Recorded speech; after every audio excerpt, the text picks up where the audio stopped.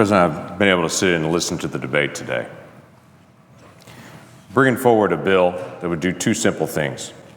Remove funding from the single largest provider of abortions in the country, an organization that has recently sold the body parts of children for the highest bidder. And we would deal with one of the main issues that I face every single day in my state. That is people who struggle under the effects and the harmful effects every day of the Affordable Care Act, which has proven to be neither affordable nor caring to many people in my state. Let me just say some of the things that I've heard recently. That this is all about going after women's health. As a very proud husband of a very beautiful lady, and a proud dad of two beautiful daughters, and as a son of a breast cancer survivor, this has nothing to do with going after women's health, nor demonizing women, nor the war on women, nor all the other accusations that I've recently heard. This is not about protecting what I've heard called a life-saving healthcare organization where 325,000 children died in it last year.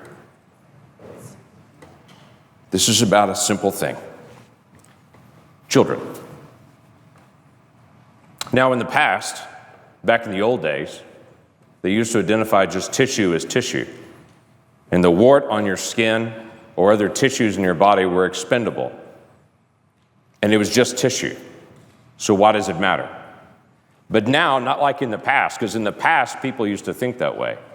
But now science is able to look inside the womb and is able to count 10 fingers on a child, and is able to watch a child suck its thumb, able to count 10 toes on that child, is able to look inside and take a sample and see that that child has different DNA than the mom and different DNA from the dad. To be able to look inside the womb and see a unique fingerprint that's different than the mom's fingerprint, that's different than the dad's fingerprint. And we understand something different now.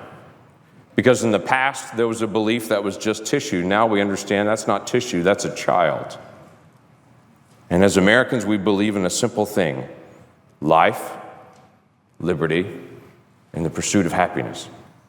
It's been what we've been all about from the beginning. This is not some attack on women's health. This is millions of voices rising up around the nation and saying we're better than this as a nation. Why would we continue to supplement the death of children? Why would we do that? Can we be better than that? In the days ahead, I firmly believe that we're on the right side of history, those of us who stand up for children and for those who cannot speak for themselves. The most innocent and vulnerable in our society need our protection. Just because they're small, and just because you can't see them, doesn't mean they're not valuable, and they can be thrown away. These are children we're talking about. Little girls, little boys. And we think it's important that someone in this country speaks out for them. Now, I've heard of late that those of us who speak for life should be quieter because there are irrational people in the country that would attack a Planned Parenthood clinic. Can I just reinforce to you, Mr. President, no one who speaks for life goes and takes a life. No one who speaks for the life of children runs out and takes the life of adult and says that that's justifiable. It's not justifiable. It's horrific. But just like those individuals who speak tenaciously against religion shouldn't be silenced because there's a shooting at a church, and saying people that are anti-faith should suddenly have no voice in America because some irrational person shoots someone in a church. It is the same that individuals who speak out for the life of children shouldn't suddenly be silenced by being screamed down because an insane person does a shooting in a clinic. Both of them are wrong. It's a reasonable thing for us to be able to ask a simple question. Can we as a nation start a conversation again about children with 10 fingers and 10 toes and unique DNA and life and promise? Can someone speak out for them? I think we can. This conversation today is also about the Affordable Care Act, its promises, and what's actually occurred. There's no question that we have major healthcare delivery issues in America. There's no question we have major insurance issues in America. That has been that way for a while, and it needs desperate resolution. My state, like many other states, started stepping into this. Democratic governor from my state led the way in a legislature in 2004 to pass something called Insure Oklahoma, to start the process in our state to say, what can we do to try to help the most vulnerable in our state? How can we help provide some supplement to what's going on in a plan? We received waivers around Medicaid and started working through a process both for those that are employed and not employed to help provide that safety net for those individuals. It was a very successful plan until the Affordable Care Act was passed. And then the waivers were removed from our state, and those individuals under that plan lost their plan and had to change to another one. In fact, I had some of those individuals approach me and say, I know this is a plan that's provided by our state. It will be grandfathered into the Affordable Care Act, won't it? And I got to tell them, no, it won't. We've been denied on that. It's remarkable to me as we deal with these two topics side by side, how some of the opponents of life would say, we want freedom of choice. We want big government out of our lives. But when we get to healthcare delivery, the bigger the government, the better. We want less choice. We don't want states to have the option to do that. We don't want businesses to be able to choose how they're going to do that. We don't want individuals to be able to have that choice. We want big government to step into people's lives and their healthcare delivery and tell them how it's going to be done. It's fascinating to me to be able to see those two juxtaposed all of a sudden. Get government out of our lives, but get more government into our healthcare. So now what do? 2010, President Obama in his State of the Union address made this statement. This was his statement, by the time I'm finished speaking tonight, more Americans will have lost their health insurance. Millions will lose it this year. Our deficit will grow, premiums will go up, co-pays will go up, patients will be denied the care they need, small business owners will continue to drop coverage altogether. I will not walk away from these Americans, and neither should the people in this chamber. It's an interesting statement based on what actually occurred then after the Patient Protection and Affordable Care Act was actually passed, which is another issue to me. It's interesting to me how now this is really called Obamacare or the Affordable Care Act. Almost no one calls it the Patient Protection and Affordable Care Act, when that was originally its name. For some reason, patient protection has been dropped from our vernacular when this bill is discussed. So he made this statement, more Americans will have lost their health insurance. I've already referenced how we had thousands of Oklahomans lose their health care coverage as soon as the Affordable Care Act went into place because they were uninsured Oklahoma. That coverage was lost for them. We now have fewer options in Oklahoma for health care. We have Blue Cross Blue Shield that began notifying 40,000 Oklahomans it will no longer offer the Blue Choice Provider Network to individuals. Community Care of Oklahoma, a Tulsa-based company offering health maintenance organization plans, has notified the federal government it plans to drop out of the Affordable Care Act market. Global Health, another Tulsa-based HMO insurer, said it has already notified Oklahomans it is leaving the Affordable Care Act market. Assurant Health, a Wisconsin company who has also covered Oklahomans, has now notified the government it is leaving the healthcare coverage area. United Healthcare, the new participant in Oklahoma's Affordable Care Act market, has not announced the details of the plans it will offer, but a state official said its rates would be competitive. Well, that'll be interesting because in Oklahoma, the rates next year go up on average 35% next year. That's not some projected number, that's the actual number. Rates will increase in my state, 35%. It's interesting to me that yesterday on this same floor, I heard arguments back and forth about the cost of living increase and the need for individuals that are in a vulnerable position under Social Security, that are receiving Social Security, need that help for a cost of living increase. I completely understand the dynamic of that. But at the same time, individuals who would support a cost of living increase for Social Security recipients don't seem to bat an eye when people in my state have health insurance increases of 35% next year. You know how difficult that is to cover a 35% health care premium increase? The president said premiums will go up while he's speaking in 2010. I would tell you in 2016, premiums under the plan that he put into place will dramatically go up in my state. The president said while he was speaking in 2010, the copays will go up unless we don't do something.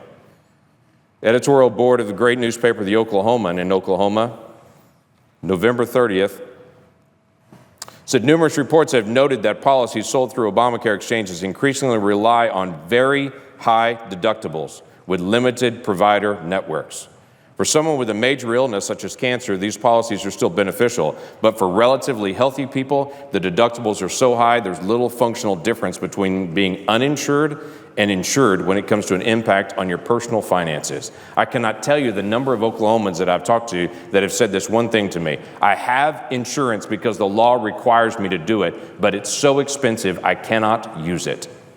So I literally pay for something because I'm forced to, but I can't actually use it on a day-to-day basis because the copays are so high. I hear the same thing from doctors in hospitals.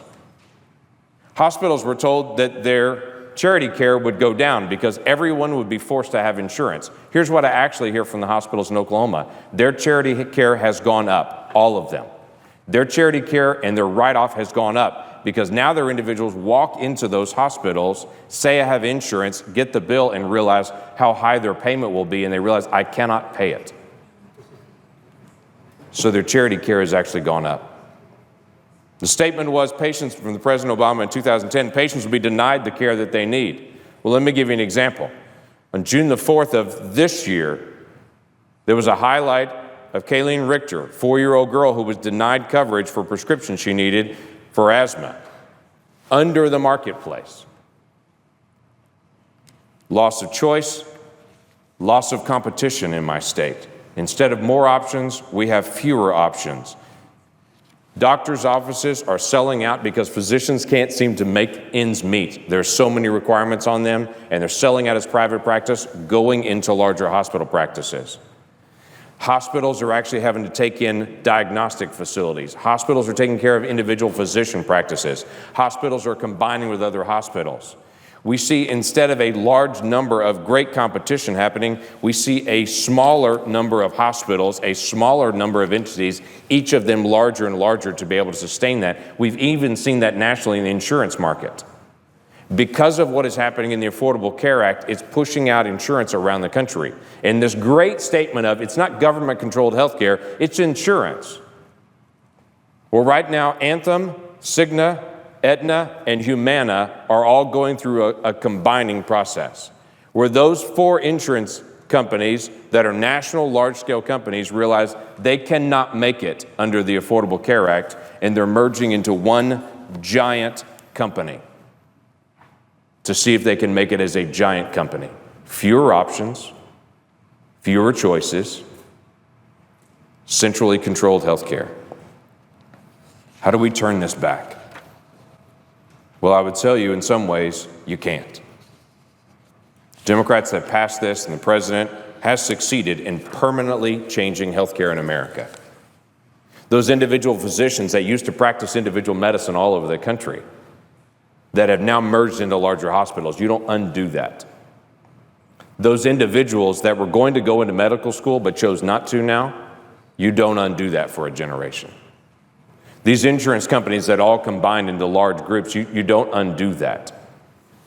The diagnostic facilities that are going out of business and merging with large hospitals, you don't just quickly undo that. They have succeeded at permanently changing healthcare delivery in America. So the challenge is now, how do we help in the days ahead? What do we do? I'd say some things can be done. We can continue to provide greater options, but the first thing that we can do is stop the hemorrhaging. First, do no harm. First, engage and try to help the people that are affected by this. I've offered an amendment in this bill deals with something called the Healthcare Compact. It allows individual states that want to be able to manage their healthcare to be able to manage the healthcare in their state. Now, this may seem like a crazy idea, except it's done in every single state right now already. Every single state already has a Medicaid process. They already have a healthcare authority. They already make decisions. Those are severely limited by federal regulations. But that structure is already in place to take care of the most vulnerable in our nation. The Healthcare Compact would allow states to be able to broaden their authorities and to be able to do what needs to be done to be able to take care of the individuals in their state, like my state has tried so hard to do with Insure Oklahoma and other options to be made available to people in my state that are being forbidden by the federal government. This would open that back up, would allow that competition. I can assure you, every time I speak to smaller rural hospitals in my state, they cannot get the attention of CMS and the federal government because they're small and they're rural, and people in DC don't know where they're located and they don't have a big enough lobbying voice. They're just another one of those community hospitals out there. That doesn't happen if they're interacting with people in my state. Because if those healthcare parameters are being set by people in Oklahoma City, in our state capital, they know every small rural hospital. They know the dynamics and the difficulties there. They're not last in line. They're a part of the family. Allowing individual states to be able to make healthcare decisions through a healthcare compact that actually allows that state to be able to manage healthcare in their state is a tremendous asset. My state has asked for that. 8 other states have asked for that.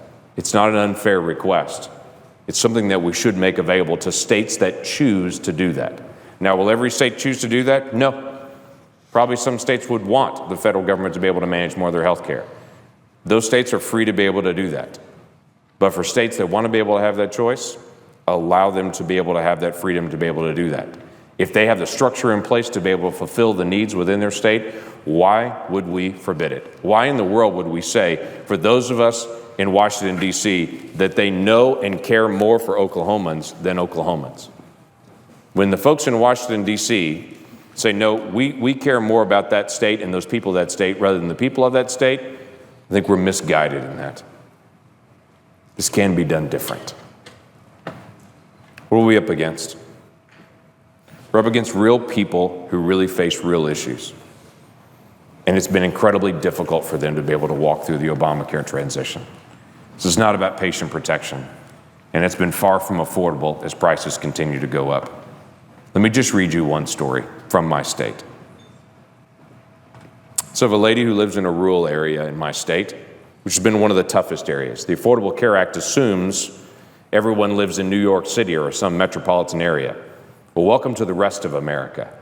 Not everyone lives in big urban settings. This is one of those folks. She lives in a rural area of not too far, but a good distance from Oklahoma City. She said she sold some land recently. By the way, she's on the healthcare exchanges. She sold some land recently, which you do in rural America, that made her income go up significantly for that 1 year, one land sale. She said the marketplace doesn't see it as a 1 year thing. And so they take all the information about her subsidies on that before taxes. So it raised her premium from $43 to $400. She said she's going to try to figure out a way to be able to manage that. But then she says this: why does she have to pay so much for a plan that's not even usable in her area? No one will take her insurance, and providers are dropping it because they're not getting paid. She has to now travel all the way to Oklahoma City so she can find care at all. All she's looking for is an affordable option and people in her area that will actually take it. It's one thing to say it's provided an option. It's another thing to say you can actually access that option. You know what? We can do better as Americans. This is a conversation we should have. Let's have it. Let's talk about a better way to be able to do this. This is not about fixing something. This is about a transition that's happened in healthcare in America that needs to be corrected.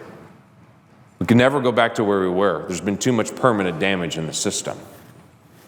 Now it's a matter of what can be done that's best for people, not what's best for the federal government, but what's best for the people of our state. Let's do it. I'd encourage the adoption of my amendment, and I would encourage the adoption of this reconciliation package that's before our nation and this body in the days ahead. With that, I yield the floor. Mr. President. Senator